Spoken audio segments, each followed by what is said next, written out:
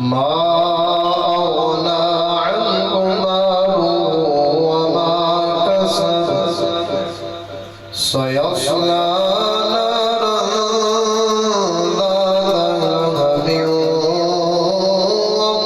وامرأته حمالة الحطب في جيدها حبل من مسد آمنت بالله صدق الله العظيم إن الله وملائكته يصلون على النبي يا أيها الذين آمنوا صلوا عليه وسلموا تسليما مل کے پڑھیے الصلاة والسلام عليك يا رسول الله وعلى آلك وصحابك يا رحمة للعالمين اعلی حضرت امام اہل سنت شاہ امام احمد رضا خان بڑے ہی خوبصورت انداز میں میرے آقا کی ثنا کہتے ہیں کہا سرور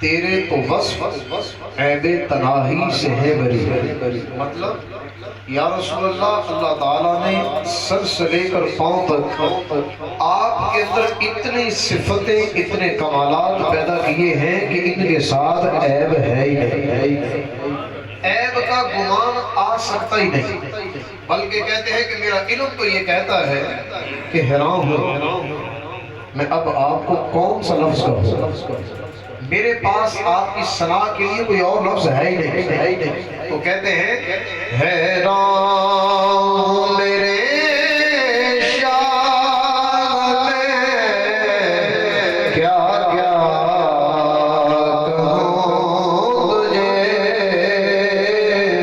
حیران میرے شان میں کیا کیا کہوں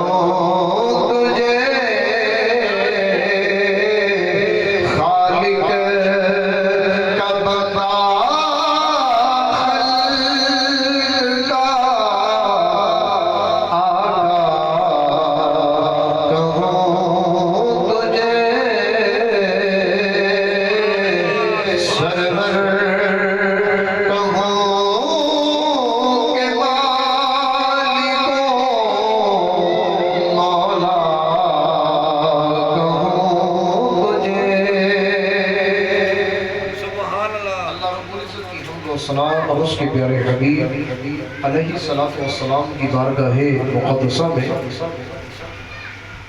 عرض ہے کہ رب ذوالجلال ہمارا مل بیٹھنا اپنی بارگاہ میں قبول فرمائے۔ سورہ لہب آپ کے سامنے تلاوت کرنے کا شرف حاصل ہوا ہے۔ قرآن پاک الف لام میم سے لے کر والناس تک پورے کا پورا متقی لوگوں کے لیے ہدایت ہے، اور ہدایت کے دو معنی ہوتے ہیں، راہ دکھانا اور ایک معنی ہوتا ہے منزل تک پہنچا دینا۔ جب لفظ ہدایت کی نسبت اللہ کی طرف ہو تو پھر اس کا مطلب ہوتا ہے منزل تک پہنچا دینا، کیونکہ منزل تک اللہ کے سوا کوئی نہیں پہنچا سکتا، اور منزل تک پہنچانا یہ اللہ کا کام ہے۔ اور اللہ قرآن میں کہتا ہے، سنو، فرمایا اهدنا الصراط المستقیم صراط الذین انعمت علیہم غیر المغضوب علیہم ولا الضالین۔ اے اللہ ہمیں سیدھے رستے پر چلا۔ اور لفظ ہدایت یہاں اللہ کی طرف منسوب ہے، اہدنا، اے اللہ تو ہمیں سیدھے رستے پر چلا، مطلب ہمیں سیدھے رستے پر چلنے کی توفیق دے تاکہ ہم منزل تک پہنچ جائیں۔ بندہ یوں کہ اللہ کی بارگاہ میں کہتا ہے یا اللہ ہمیں منزل تک پہنچا، اور دوسرا اس کا معنی ہوتا ہے راہ دکھانا۔ اور یہاں قرآن میں رب کہتا ہے، سورہ بقرہ کے شروع والی آیات ہے، ہدی للمتقین، قرآن متقی لوگوں کو ہدایت کی راہ دکھاتا ہے، کیونکہ یہاں قرآن کی نسبت ہدایت کی طرف اور ہدایت کی نسبت قرآن کی طرف۔ تو یاد رکھیں، علماء کہتے ہیں جب ہدایت کی نسبت اللہ کی طرف ہو پھر اس کا مطلب ہے منزل تک پہنچانا، اور جب قرآن کی طرف ہو تو پھر اس کا مطلب ہوتا ہے راہ دکھانا۔ تو قرآن ہر انسان کو راہ دکھاتا ہے، کون سی؟ گناہ کی، شیطان کی، یا کسی اور عمل کی؟ نہیں، رب رحمان کی یہ راہ دکھاتا ہے، رب رحمان کی۔ اور قرآن میں ایک اور مقام پہ اللہ کہتا ہے، سارعوا الى مغفرۃ من ربکم وجنۃ عرضها السماوات والارض اعدت للمتقین۔ فرمایا سارعوا الى مغفرۃ من ربکم، اپنے رب کی بخشش کی طرف دوڑو۔ مطلب جب بھی انسان سے مسٹیک ہو جائے، راہ ہدایت سے ہٹتا ہوا پائے، شیطان کا راستہ اختیار کرنا چاہے تو فوراً اپنے رب کی بارگاہ میں رجوع کرے، توبہ کرے، استغفار کرے۔ بلکہ میرے آقا کہتے ہیں میں تو روزانہ 100 مرتبہ استغفار کرتا رہتا ہوں۔ ذرا مجھے بتائیں کہ کیا نبی پاک نے کوئی گناہ کیا ہے، کوئی خطا، کوئی مسٹیک؟ بالکل نہیں۔ قیامت والے دن انبیاء اپنے اپنے ممبروں پر جلوہ گر ہوں گے، لیکن میرے مصطفیٰ اپنے ممبر پر نہیں بیٹھیں گے۔ حضور فرمائیں گے کہ اگر آج میں جنت میں چلا گیا تو میری گناہگار امت کا کیا بنے گا؟ اتنی فکر۔ اور پھر مقام محمود قیامت والے دن مصطفیٰ کو دیا جائے گا، جس مقام، جس جگہ پہ کھڑے ہو کر مصطفیٰ کریم علیہ السلام گناہگار امتیوں کی شفاعت فرمائیں گے۔ اور یہ حدیث آپ نے کئی بار سنی ہے، سب سے پہلے دنیا قیامت والے دن دوڑ کر آدم علیہ السلام کے پاس جائے گی، پھر یوں چلتے چلتے ابراہیم کے پاس، پھر نوح علیہ السلام کے پاس، پھر یوں عیسیٰ علیہ السلام کے پاس، اور آخر میں مصطفیٰ کے پاس۔ اس کے راز کی بات یہ ہے کہ جب حضرت آدم علیہ السلام کی باری آئے گی نا تو آپ کہیں گے آج میں اپنے رب کی بارگاہ میں کچھ بول نہیں سکتا، وجہ مجھ سے ایک تھوڑی سی خطا ہو گئی۔ خطا کیا تھی کہ جنت کے اندر حکم تھا کہ فلان درخت کو نہیں کھانا، اور میں نے کھا لیا۔ اس خطا کی بنا پر میں اپنے رب کا خوف رکھتا ہوں، کلام نہیں کرتا۔ آج میرا دل نہیں کرتا کہ میں رب سے کچھ کہوں، کیونکہ میرے پاس وہ خطا تھی۔ ابراہیم کے پاس دنیا جائے گی تو ابراہیم علیہ السلام کہیں گے کہ میں نے بھی کہا تھا۔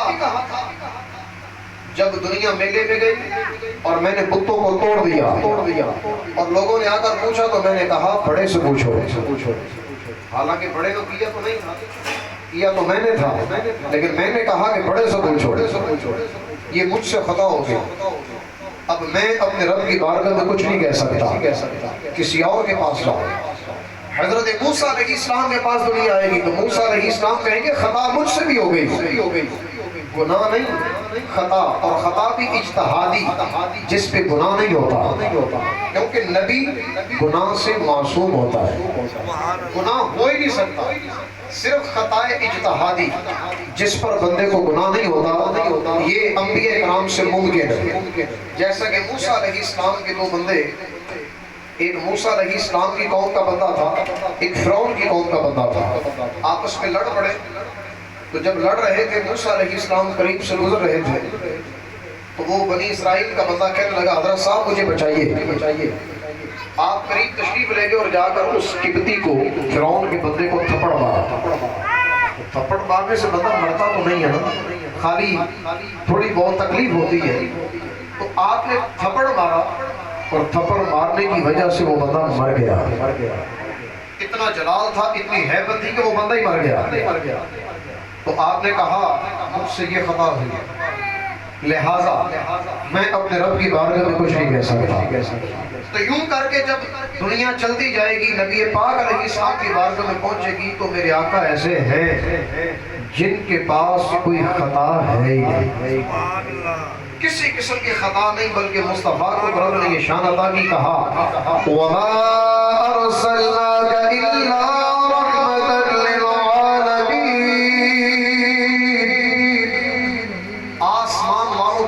زمین والوں کے لیے، قبر والوں کے لیے، حشر والوں کے لیے، ساری دنیا کے لیے پیارے حبیب ہم نے آپ کو رحمت بنا کر بھیجا۔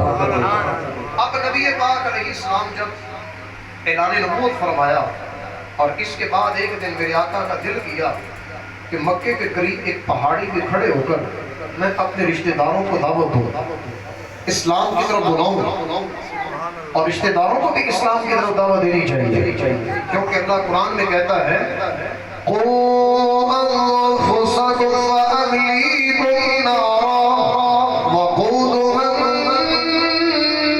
النَّاسُ وَالْحِجَارَةُ۔ فرمایا قُوا أَنفُسَكُمْ وَأَهْلِيكُمْ نَارًا، اپنے آپ کو، اپنے گھر والوں کو، رشتہ داروں کو فرمایا آگ سے بچاؤ جس کا ایندھن آدمی اور پتھر ہے۔ اپنے آپ کو بھی بچاؤ، اپنے گھر والوں کو بھی بچاؤ۔ تو نبی پاک صلی اللہ علیہ وسلم پہاڑ پر جلوہ گر ہوئے، میرے آقا نے فرمایا او عبد المطلب کی اولاد، او ہاشم کی اولاد، میرے سامنے جمع ہو جاؤ۔ تو بہت سارے لوگ آپ کے رشتہ دار، خون کے رشتہ دار جمع ہو گئے، اور ان میں سے ایک ابو لہب بھی تھا۔ ابو لہب حضور کا چچا، ابو لہب، کس کا نام ہے؟ عبد العزیٰ۔ کیا نام ہے اس کا؟ عبد العزیٰ۔ عزیٰ بت کا نام ہے اور بت کا بندہ۔ عام طور پر یہ مشرک کافر جتنے بھی تھے بتوں کے نام پر اپنا نام اور اپنے بچوں کا نام رکھتے تھے۔ تو عزیٰ بت کا نام ہے اور یہ اس کا نام تھا عبد العزیٰ، یعنی بت کا بندہ، بت کا بندہ، یہ اس کا نام تھا عبد العزیٰ۔ لقب تھا ابو لہب، ویسے لہب تھا اس کا لقب، اور ابو لہب اللہ نے کہا، اور اس کا انداز تھوڑا چینج ہے کہ جب اس کو لہب کہا جاتا تھا اس لیے کہا جاتا تھا کہ لہب کہتے ہیں آگ کا انگارہ، اور آگ کا جو انگارہ ہوتا ہے یہ بالکل سرخ رنگ کا ہوتا ہے، آگ کے اندر تپ کر سرخ ہو جاتا ہے، اس کو بولتے ہیں لہب، آگ کا انگارہ۔ اور یہ ابو لہب عبد العزیٰ ایسا بندہ تھا کہ اس کے رخسار سے اتنی خوبصورتی تھی کہ ایسا لگتا تھا جیسے اتنی سرخی ہے جیسے آگ کا انگارہ ہے، اتنا یہ خوبصورت تھا۔ لیکن جب نبی پاک صلی اللہ علیہ وسلم نے دنیا والوں کو بلایا اور فرمایا اے اللہ کے بندو، اگر میں کہوں اس پہاڑ کے پیچھے سے ایک بندہ آ رہا ہے تو کیا تم میری تصدیق کرو گے؟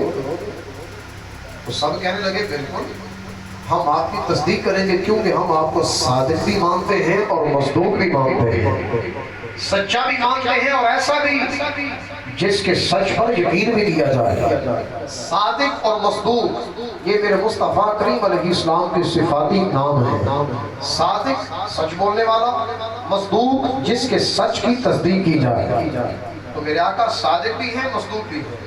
تو کہنے لگے کہ آپ سچے ہیں، ہم انکار نہیں کر سکتے۔ تو پھر میرے آقا نے یہ بات اس کے بعد یوں کر کے ارشاد فرمایا کہ جب اس بات کی تصدیق کرتے ہو کہ میں سچا ہوں تو پھر اس بات کو بھی مان لو کہ آج میں تمہیں یہاں اس لیے اکٹھا کرنے آیا ہوں تاکہ تم ایک رب کی عبادت کرو۔ یوں کہا ایک رب کی عبادت کرو۔ تو ابو لہب جو ہے نا وہ چونک پڑا اور جلال میں آ کر غصے میں آ کر کہتا ہے او محمد صلی اللہ علیہ وسلم، تم نے ہمیں اس لیے یہاں جمع کیا کہ ہم اپنے بتوں کو چھوڑ دیں، تمہارے خدا کو مانیں۔ اور کہنے لگا تم نے جو یہ ایک انگلی سے اشارہ کیا نا، جا محمد تیری یہ انگلی ٹوٹ جائے۔ یہ لفظ بولا تو اللہ تعالیٰ نے اس خبیث کی جو عزت تھی نا، اس بے ادبی کی وجہ سے، اس گستاخی رسول کی وجہ سے خاک میں ملا دی۔ جو حسن تھا سارے کا سارا برباد کر دیا، حسن بھی لے لیا، عزتیں بھی لے لی۔ تو یاد رکھو اگر ہماری عزتیں ہیں، ہمارا یہ حسن و جمال ہے تو مصطفیٰ کو ماننے کی وجہ سے، اور انسان کو عزت ملتی مصطفیٰ کی وجہ سے ہے۔ بلکہ شاعر کو اپنے خوبصورت الفاظ میں یوں کہتا ہے جتنا دیا سرکار نے مجھ کو اتنی میری آت نہیں ہے، یہ تو کرم ہے ان کا کرنا، مجھ میں تو ایسی یہ کرم میرے مصطفیٰ کا ہے۔ تو بہرحال جو پہلے کرم اس کو نصیب ہوا تھا، حسن نصیب ہوا، اب سب خاک میں مل گیا، بالکل کالا کوئلے کی طرح چہرہ ہو گیا، حسن خراب ہو گیا۔ اور اللہ تعالیٰ نے اس بدبخت کے بارے میں پوری قرآن پاک کی ایک سورت مبارکہ نازل کر دی، اور نازل اس لیے کی تاکہ قیامت تک رہتی دنیا تک دنیا جان لے کہ جو بھی میرے نبی کی گستاخی کرے گا اس کا میں حال یہی کروں گا جو حال میں نے ابو لہب کا کیا۔ عزت خاک میں مل گئی، حسن بربادی کا شکار ہو گیا، اور دنیا میں بھی ذلیل، قبر میں بھی اور قیامت کے دن بھی۔ اور انداز یہ ہے اللہ نے اعلان کیا قرآن میں، فرمایا تبت یدا ابی لہب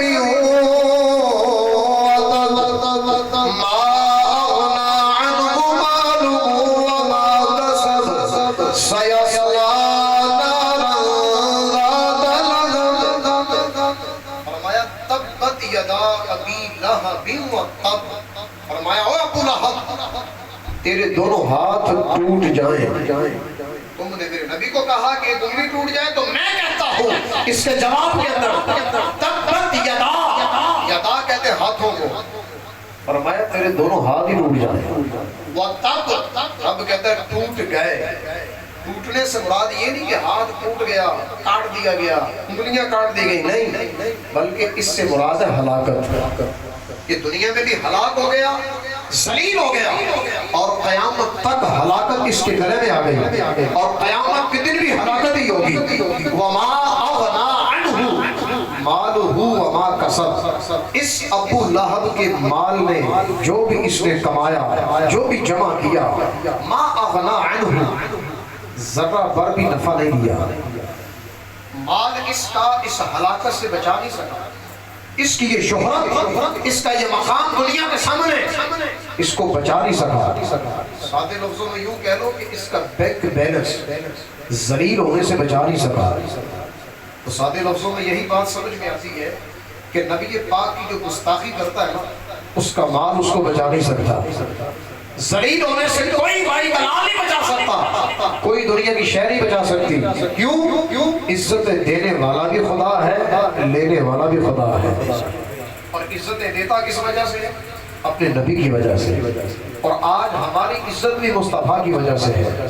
تو بہرحال رب نے فرمایا ما اغنا عنہ, اس کے مال نے جو بھی اس نے کمایا, ما کسب, جو جمع کیا, کچھ بھی نفع نہیں دیا. اگلی بات انجام کیا ہوگا؟ سیصلی نارن, ان قریب یہ ابو لہب جائے گا نارن, آگ کے اندر.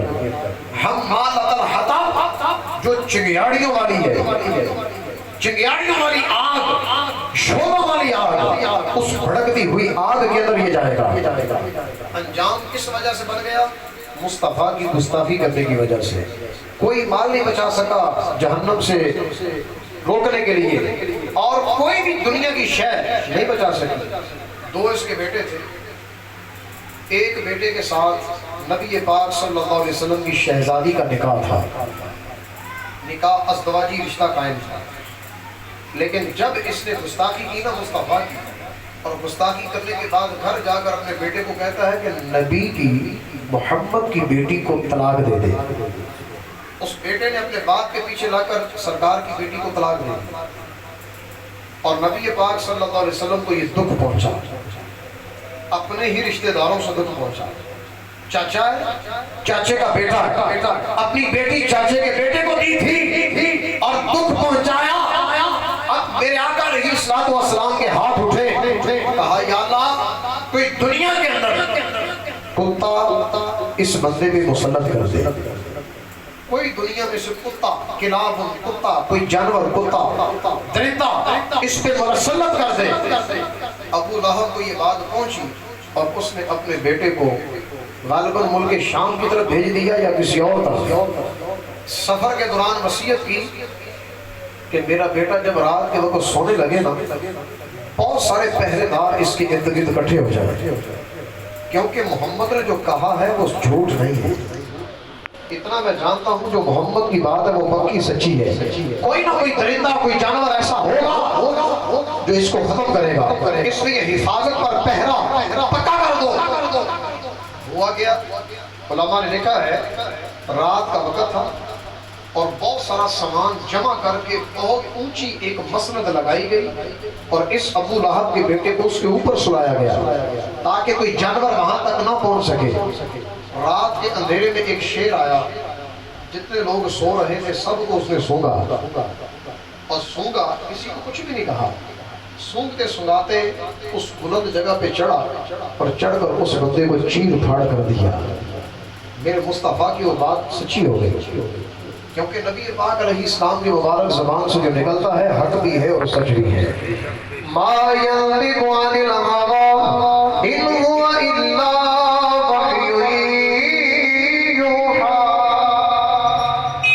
زبان مصطفیٰ سے جب بھی کوئی کلام ہوتا ہے تو وہ اللہ کی عطا سے ہوتا ہے, اور جو اللہ کی عطا سے ہوتا ہے اس کے اندر جھوٹ نہیں ہوتا, خلاف نہیں ہوتا, وہ ہو کر ہی رہنا ہوتا ہے. تو بہرحال ابو لہب کا انجام رب نے بیان کیا, سیصلی نارن ذات لہب, شعلے مارتی آگ کے اندر ابو لہب جائے گا. اب بھی سزا بھگت رہا ہے, قیامت تک بھگتتا رہے گا. اب بخاری پڑھتے ہیں, بخاری کے اندر یہ حدیث موجود ہے. محمد بن اسماعیل بخاری لکھنے والے اس حدیث کو لکھتے ہیں کہ حضرت عبداللہ بن عباس آپ نے خواب دیکھا اور خواب کے اندر اپنے چاچے ابو لہب کو دیکھا, اور ابو لہب کو دیکھ کر کہتا ہے کہ تیرے ساتھ کیا ہوا؟ ابو لہب کہنے لگا جی میرے ساتھ یہ ہوا کہ میں جہنم کا عذاب جھیل رہا ہوں, روزانہ جہنم کے کوئلوں کے اندر میری زندگی ہے اور بڑا عذاب ہے میرے اوپر. لیکن جب پیر والا دن آتا ہے, پیر والا دن, اس وقت مجھے اس انگلی سے کچھ پینے کے لیے دیا جاتا ہے. اور کچھ پینے کے لیے جب دیا جاتا ہے تو مجھے تھوڑا سا سکون ہوتا ہے، تھوڑا سا سکون ہوتا ہے پیر والے دن۔ اور علماء نے کہا کہ یہ کیوں ہوا، یہ اس کافر کو جہنم کے اندر کی تھوڑا سا سکون، تھوڑی سی مہلت کیوں ملی؟ وجہ اس کے پیچھے بھی راز ہے میرے مصطفیٰ۔ وہ راز کیا ہے کہ جب میرے آقا پیدا ہوئے، نبی پاک صلی اللہ علیہ وسلم پیر والے دن دنیا میں جلوہ گر ہوئے، صبح صادق کا وقت تھا، یوں کہو رات جا رہی تھی دن آ رہا تھا، اور کفر دور کرنے والا، نور لانے والا مصطفیٰ آ رہے تھے۔ تو نبی پاک کا جلوہ گر جب دنیا میں تشریف لایا، ابو لہب کی لونڈی دوڑ کر ابو لہب کے پاس گئی اور جا کر کہتی ہے، ابو لہب تجھے مبارک ہو، اللہ نے تجھے بھتیجا دیا ہے۔ اور اس نے کہا، جا لونڈی، اس خوشی میں تو آزاد ہے، اس خوشی میں تو آزاد ہے۔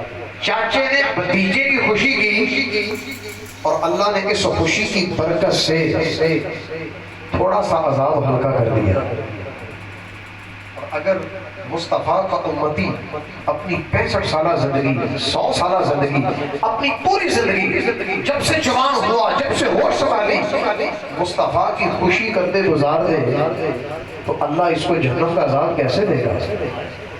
یہی بات ہے، میرے آقا علیہ الصلوۃ والسلام نے تسلی دیا ہمیں۔ حضور فرماتے ہیں، بلکہ حضور کے بارے میں اعلیٰ حضرت فرماتے ہیں، غمزدوں کو رضا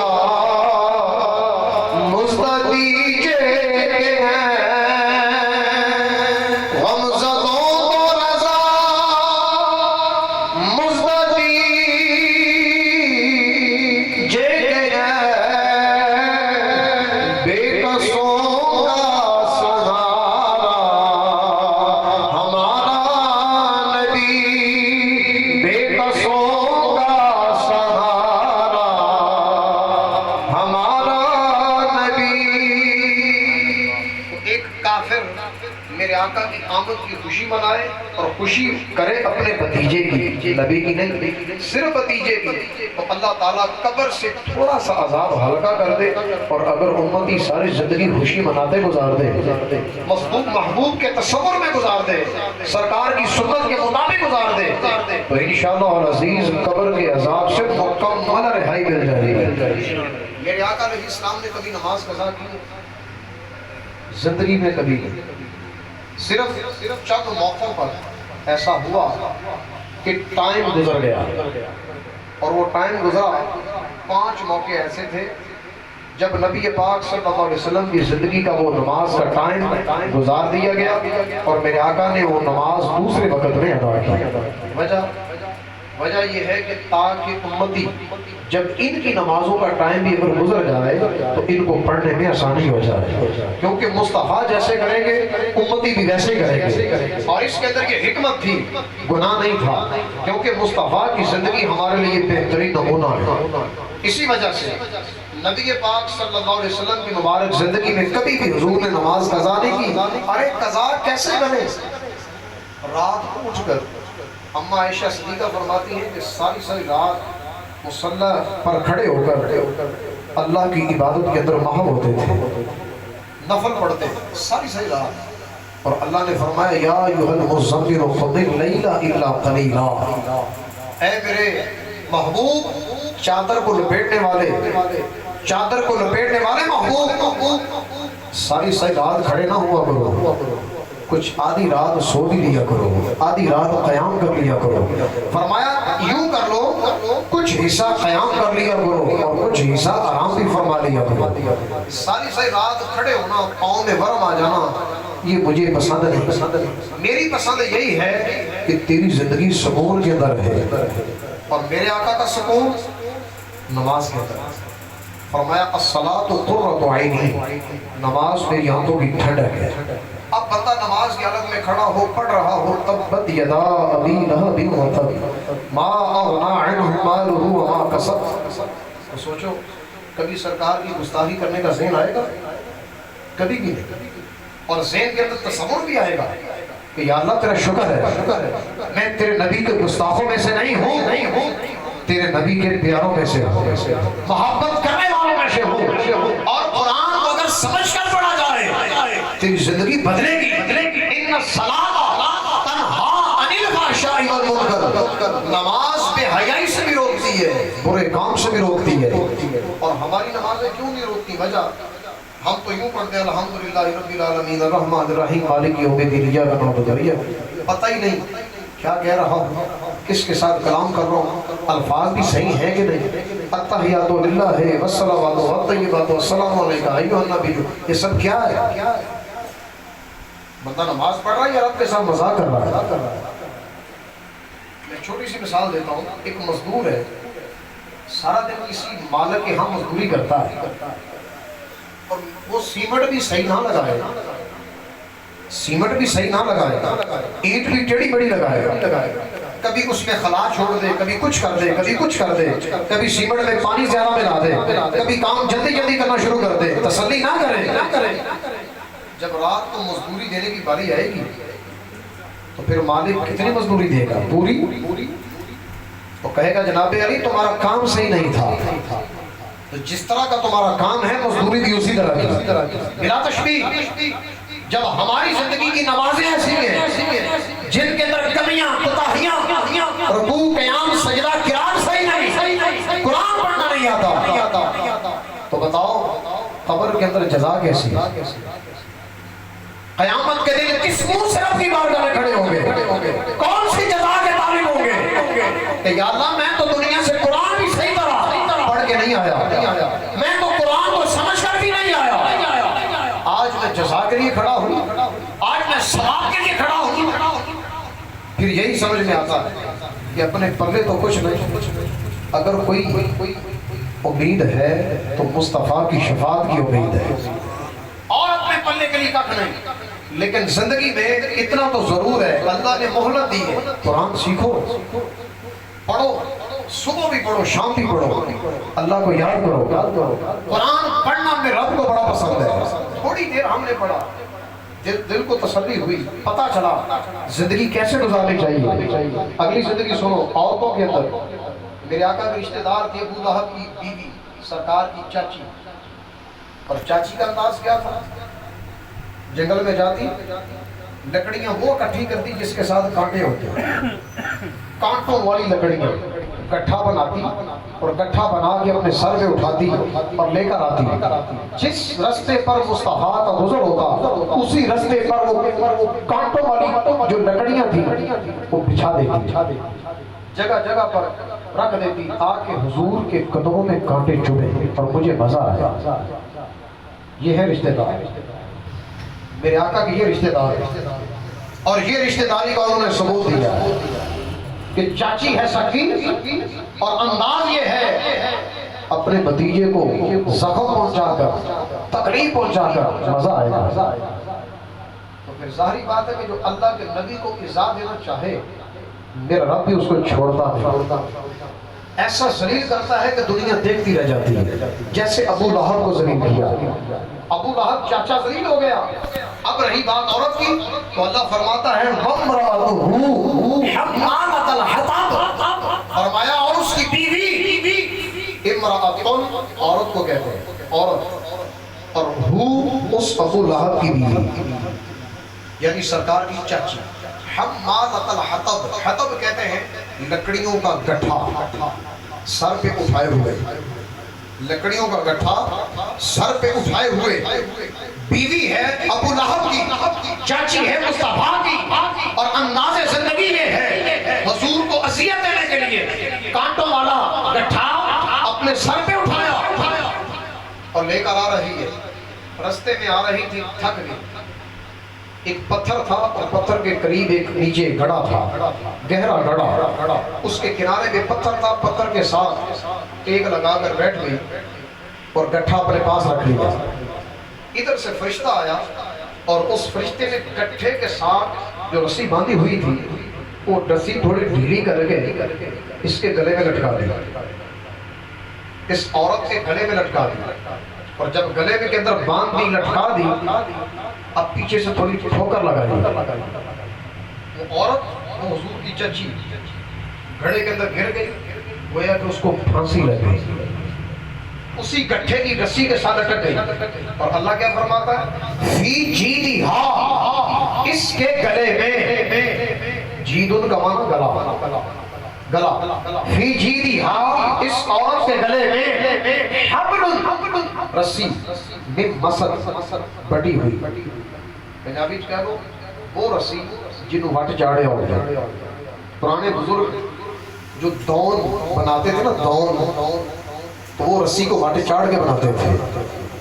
تو فرمایا حبل، رسی، من مسد، بٹی ہوئی رسی اس کے گلے میں. اور اس انداز سے رب تعالیٰ نے اس کو سولی میں چڑھا دیا. عورت بھی ختم ہو گئی، اس کا شوہر بھی ختم ہو گیا، لیکن قیامت تک ان کا ذکر باقی رکھا تاکہ دنیا والے نصیحت حاصل کریں. جب بھی سورہ لہب پڑھیں گے تصور آ جائے گا، اور اگر زندگی کے اندر سر کٹ سکتا ہے تو کٹ جائے. کبھی زبان سے مصطفیٰ کی گستاخی نہ ہو جائے، کبھی بھی زبان سے مصطفیٰ کی گستاخی نہ ہو جائے. اب ان ساری باتوں کا خلاصہ یہ ہے، رشتہ دار جتنا مرضی برا سلوک کرے، کیا میرے مصطفیٰ نے بھی کوئی رپلائی کیا؟ کوئی ان کو رپلائی کیا، کوئی جواب دیا، کوئی ان کے ساتھ کوئی زیادتی کرنے کی کوشش کی؟ کیا نہیں کر سکتے تھے؟ جبریل تو حضور کے پاس تھے، ایک پر مارتے بندہ ملنا ہی نہیں تھا. ہر چیز ہونے کے باوجود میرے آقا نے کچھ نہیں کیا. اور میرے آقا نے اسلام کی تعلیمات یہ ہے، فرمایا تمہارے ساتھ جو بندہ کو رشتہ توڑے تم اس کے ساتھ اپنا رشتہ جوڑو. دوسری حدیث، لا يدخل الجنت قاطع، رشتہ داریوں کو توڑنے والا جنت میں داخل نہیں ہوگا. کوئی بندہ بھی ہم میں سے کوئی ایسا ہے جس کی خالہ نہیں بولتی، جس کا ماموں نہیں بولتا، جس کا کوئی سسر نہیں بولتا، جس کا کوئی ماں نہیں بولتی، کوئی باپ نہیں بولتا، کوئی بھائی نہیں ہے، کوئی کسی بہن کے ساتھ ناراض ہے، سوچ لے، لا يدخل الجنت قاطع، رشتہ داریاں توڑنے والا جنت میں داخل نہیں ہوگا. تیسری حدیث، نبی پاک نماز عشاء پڑھانے کے بعد یوں واز کر رہے تھے، اور واز کے دوران میرے آقا نے فرمایا تم میں سے کوئی ایسا ہے جس نے کسی رشتہ دار سے اپنا تعلق توڑا ہو؟ اگر کوئی ایسا ہے تو میری مجلس سے اٹھے اور چلا جائے. اور جس کو میرے آقا نے اپنی محفل سے ہی اٹھا دیا، اس کے پلے کیا رہا؟ اور حکم دیا میری محفل میں ایسا نہیں ہونا چاہیے. جس نے کسی رشتہ دار کا منہ موڑا ہو، اس سے منہ موڑا ہو، رشتہ داری توڑی ہو. ایک صحابی پیچھے سے اٹھے اور چلے گئے. صحابہ کہتے ہیں ہم بڑے پریشان تھے کہ یہ کیا ہوا، یہ تو صحابی ہے، سرکار کا عاشق ہے، ایمان والا ہے، لیکن آج حضور کے کہنے پر یہ چلا گیا. شاید اس کے اندر یہ عیب تھا اور یہ چلا گیا. تھوڑی دیر کے بعد وہ واپس آ گیا اور میرے آقا نے ان کو اپنے پاس بلایا. فرمایا کہاں گئے تھے؟ کہنے لگے یا رسول اللہ جب آپ نے کہا نا کہ رشتہ داری توڑنے والا میری محفل میں نہ بیٹھے تو میرے دل میں خیال آیا میری خالہ ناراض ہے، ابھی میں فٹافٹ جا کے اس کو راضی کر کے آ جاؤں تاکہ مصطفیٰ کی بات پہ عمل کرنے کے اندر کہیں دیر نہ ہو جائے. یہ تھا عمل کرنے کا جذبہ.